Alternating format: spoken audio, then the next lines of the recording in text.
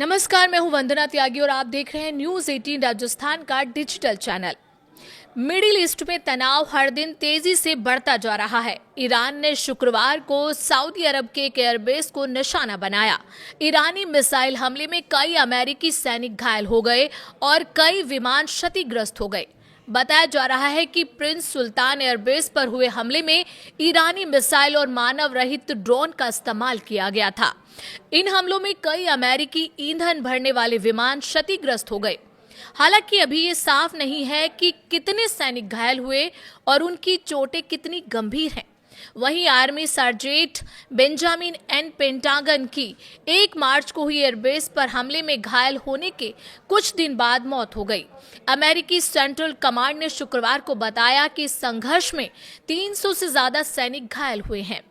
2 अमेरिकी अधिकारियों के मुताबिक शुक्रवार को सऊदी अरब के एक सैन्य अड्डे पर ईरान द्वारा किए गए मिसाइल हमले में कम से कम 10 अमेरिकी सैनिक घायल हो गए और कई विमान क्षतिग्रस्त हुए। एक अधिकारी ने बताया कि 2 सैनिक गंभीर रूप से घायल हुए हैं।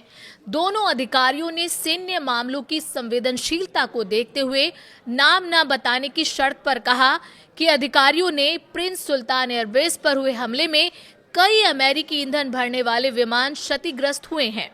एक अधिकारी ने बताया कि 2 सैनिक गंभीर रूप से घायल हुए हैं।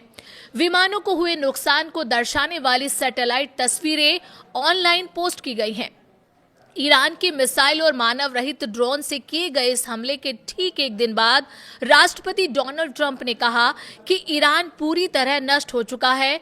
रक्षा सचिव पीट हेग्सेथ ने भी कहा कि इतिहास में कभी भी किसी देश की सेना को इतनी जल्दी और इतने प्रभावी ढंग से निष्क्रिय नहीं किया गया। अमेरिकी केंद्रीय कमान ने शुक्रवार को बताया कि 1 महीने से चल रहे संघर्ष में 300 से ज्यादा सैनिक घायल हुए हैं। हालांकि अधिकांश घायल ठीक होकर ड्यूटी पर लौट आए हैं। फिर भी 30 सैनिक अब भी काम करने में असमर्थ हैं और 10 गंभीर रूप से घायल हैं। ये पहली बार नहीं है कि प्रिंस सुल्तान एयरबेस को ईरान ने निशाना बनाया है। सेना के सार्जेंट बेंजामिन एन पेनिगंटन मार्च को एक बेस पर हुए हमले में घायल हो गए थे और कुछ दिनों बाद उनकी मृत्यु हो गई।